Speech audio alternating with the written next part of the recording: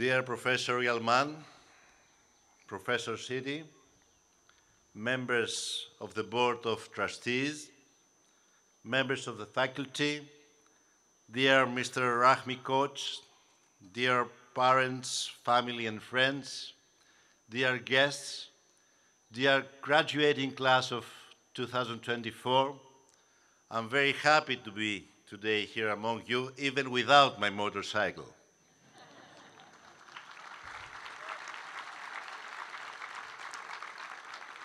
One year ago, I received a very kind letter from the president of your university, Professor Sidi, inviting me to speak at your graduation. I expressed my thanks and replied that it would be my great honor to join you on this special day of a leading Turkish university, that it is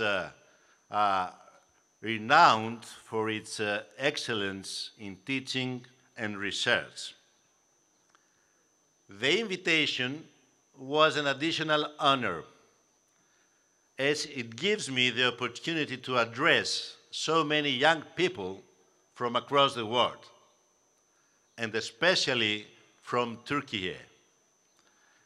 Young people full of hopes and dreams, yet also with many questions about the complicated world that is unfolding before them and the challenging future that lies ahead. After I accepted the invitation, I must confess I asked 3 questions to your dear teachers. First question, is this the first time you invite a politician to speak at graduation here at Koç University? They replied it was not the first time, but it was rare. Second question, is this the first time you invite a Greek to speak at the graduation? They said it is not the first time, but it's even more rare. Third question, is it the first time you invite a Greek left-wing politician to speak at the graduation? They said, yes, it is. And I said to them, dear friends, you are all very brave people.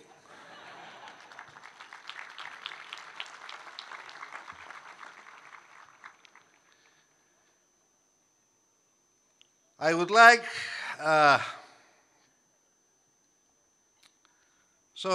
reflecting on these thoughts today, I would like to say a few words about 2 important issues. There are 2 interconnected questions that you will face, which we will test your character and personality. Not only in your professional life, but throughout your entire life. First, how does each one of you develop as the world changes around you? And second, what principles you stand for? I would like to share with you the path my life has taken as I've tried to answer these questions. As a student, I attended a public school in central Athens and completed my studies in civil engineering. In civil engineering and urban planning at the National Technical University of Athens. I've lived through the momentous changes of the fall of the Berlin Wall and the collapse of the Soviet Union. During those times, many people were hopeful for a better future, while others were worried about what these changes will bring. A new world was in the making, and many of my friends, as well as myself, believed that this was a time to fight more for citizens' rights in Greece. The government at that time had passed a law in a very conservative direction, increasing monitoring of students' lives even outside school hours, and making it mandatory for school students to wear school uniforms. The law also limited access to social facilities for university students, as well as weakening the role of their representatives in the governing bodies of the university school. Together with thousands of other students across Greece, we stood up and demonstrating, and we were successful. The law was retracted. A few years later, in the early 2000s, when I had just started working as an engineer, the European economy was on a positive trajectory. New technological innovations such as the internet and mobile phones, as well as new digital tools, started to dominate our lives. There was economic growth in Greece, and here in Turkey, the country was emerging from years of bankruptcy. Many citizens were faced with new opportunities, but many were facing difficulties.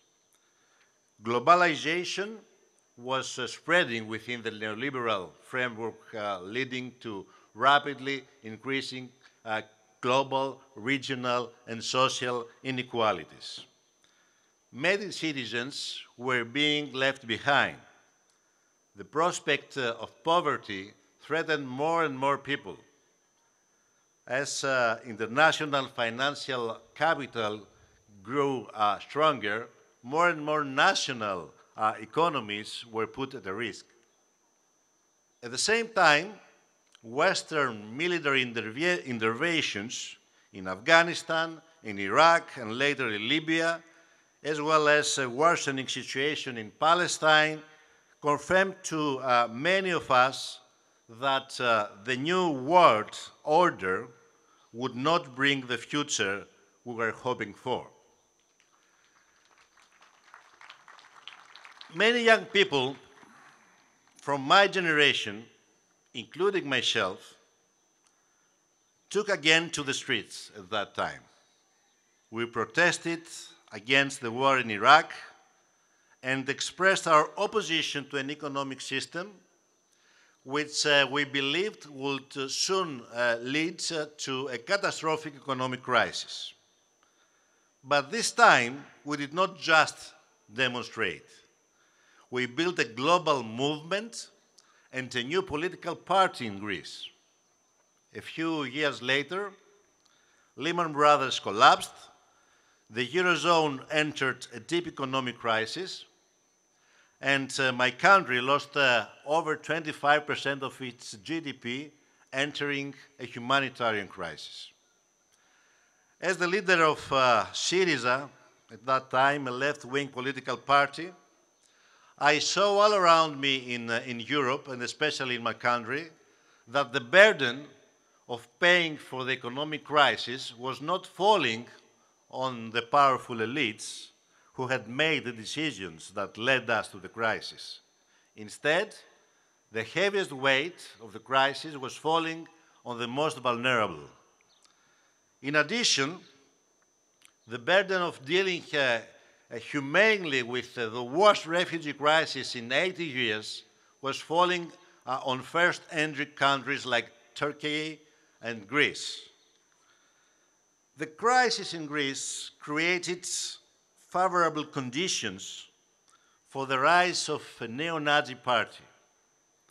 Their ideology was an ideology of hatred. Hatred against foreigners, hatred against immigrants, hatred against gay people, hatred against neighboring countries, including Turkey. These there are also the years when my two sons were born. We could all see that their generation will have to face a much more difficult future than ours. The times called for a new program to pull the country out of the economic crisis and austerity measures, to defend the less advantaged, to strengthen our institutions, and to address the migration crisis. This time, we were not only demonstrating or creating a moment or a party, we were gaining the power. We won the elections in 2015, and as a Prime Minister, I now have the responsibility to fight for a better future from a position of power. After some very difficult years, we managed to get Greece out of the economic programs imposed by our creditors, to restructure our debt, and to return the country to a path of growth, while protecting the most vulnerable. At the same time, after complicated negotiations, we managed to solve the name issue which had divided Greece and our northern neighbors, North Macedonia, for over 27 years. We stood against nationalist forces and passed the agreement. We proved to the best of the world that here in Balkans, resolving the national differences peacefully. And of course, at the same time, protecting your national interest is possible if there is political will and mutual respect. We also managed to bring the refugee crisis under control, supporting a difficult agreement between the European Union and Turkey. In the most challenging times, after the terrible coup attempt in Turkey, we maintained peace and cooperation in the Aegean. We maintained peace and cooperation in the Aegean, and we organized the first visit of Turkey's president to Athens after 65 years. One of my proudest moments as Prime Minister was in the summer of 2016, when I had the honor to stand with the Ecumenical Patriarch Bartholomeus, Pope Francis, and the Archbishop Hieronymus of Greece together. And together we sent a powerful message to the world that we refuse to make the Aegean a sea of hatred and a region which breeds hostility to fellow human beings forced to leave their homes under tragic conditions. We declared that we refuse to push back into the sea people who are trying to save their lives and the lives of their children.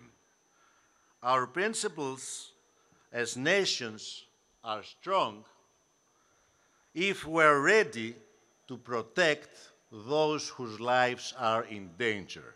This was our principle at that time, and I'm very proud about that.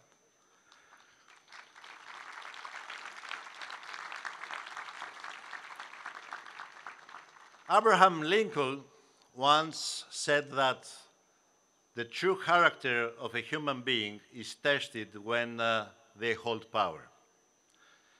And I know that all of you here today will one day hold power in some capacity, as great scientists, as business people, as politicians maybe, or as leaders in your fields. Of course, having the power to change things is challenging. Realizing your aims in life is important.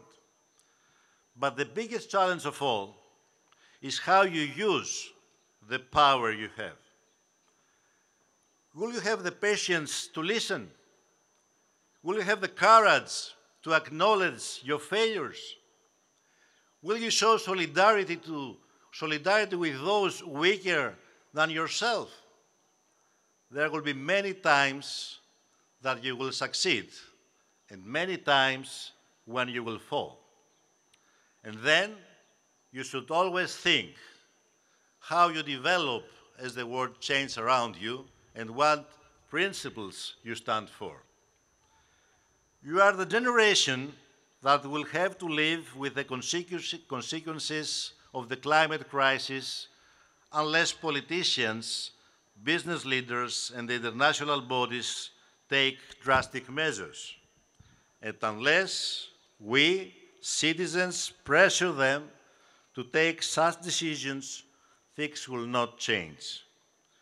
But your generation is already witnessing the unfolding of a new era for humanity, a new historic period characterized by the digital condition and artificial intelligence.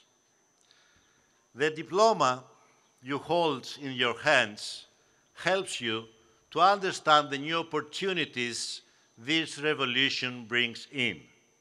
Medicine, commerce, computing, communication, and energy. But you must also recognize and see that the possibilities increase for abuse of these technologies in relation to citizens' freedoms and the deepening of inequalities. World poverty, immigration, war, the destruction of the world's natural habitats are not natural catastrophes. They are consequences of human choices, like the choices you will be faced with. In this context, you need to find the flexibility to develop your outlook as the world changes, while at the same time preserving your principles and values.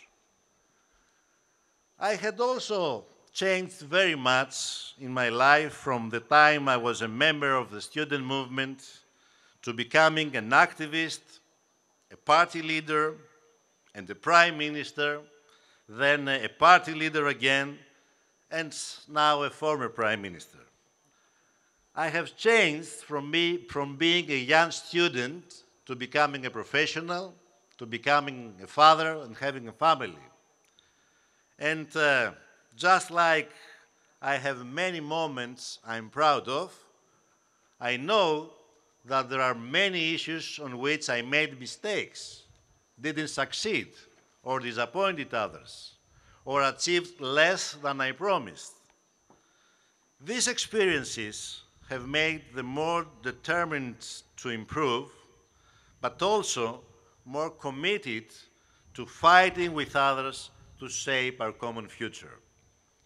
Especially today, that we are facing a crucial challenges, it is more than important.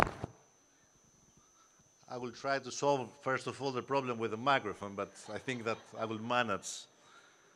So I was saying that especially today, that we're facing crucial challenges, it is more than important to fight together for a better life in our neighborhood, our countries, in Europe, and in the broader region. We need to fight for a new social contract and more progressive Europe, and fight for democracy, human rights, and the rule of law against the extreme right and national forces which are becoming stronger and stronger everywhere. We need an effective, fair, and humane European migration policy that respects international law and strengthens cooperation with countries of origin entrusted. We must address the causes of immigration, war, and climate change, and not just effects of displaced populations. We need to do all we can for peace on the basis of international law, with an end to the Russian invasion in Ukraine. We must use all diplomatic means to put an end to Israeli operations in Gaza, which have led to the deaths of thousands of innocent people, and for the restart of talks for the establishment of a Palestinian state based on the 1967 borders, with the East Jerusalem as its capital, living side by side in peace with Israel. I regret that we did not succeed in resolving the Cyprus issue in 2017 in Switzerland. We need to continue our efforts for a just and viable solution to the Cyprus question on the basis of the United Nations resolutions which reunite the island to the benefit of all the people of Cyprus, Greek Cypriots and Turkish Cypriots.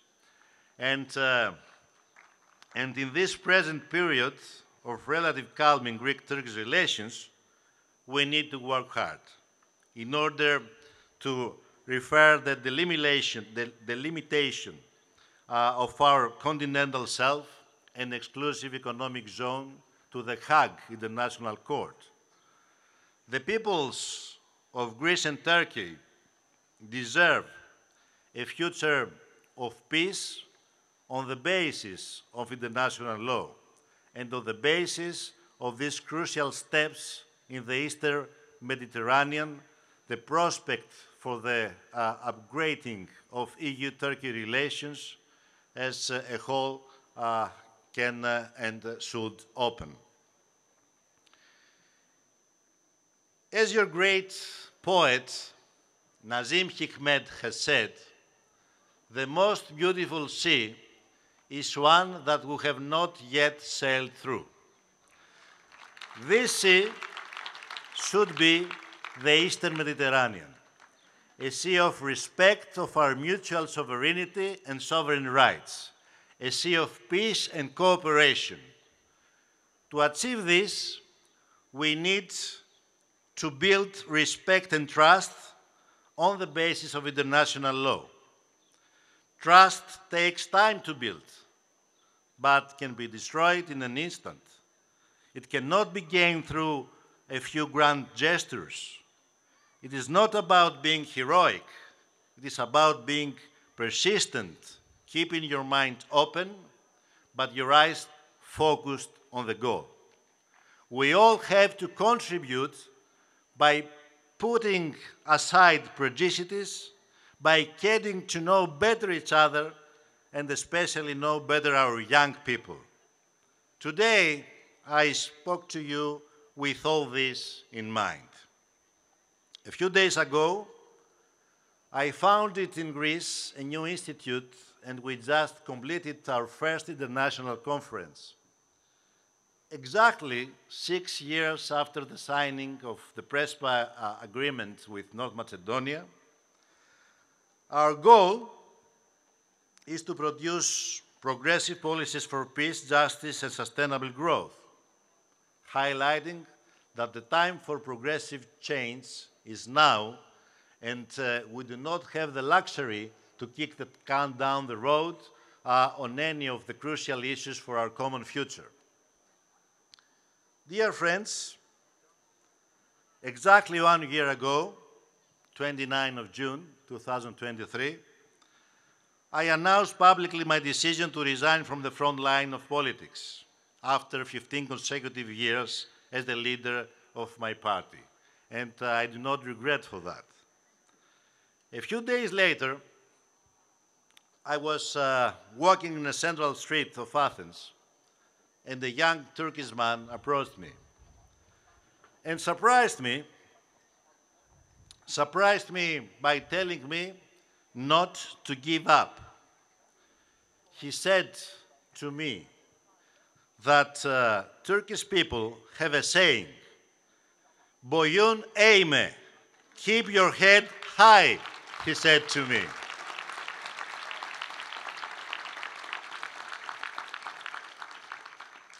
I will always remember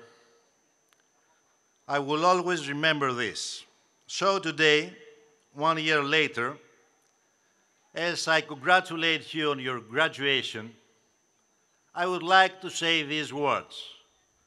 For all the great moments and all the challenges that lie ahead of you, for all you will have to fight for in your lives, for your country, for your families, or for your future, you must develop as a human being, while at the same time preserving your principle and always remember, Boyun Eime. Boyun Eime, thank you very much. All the best. Thank you very much.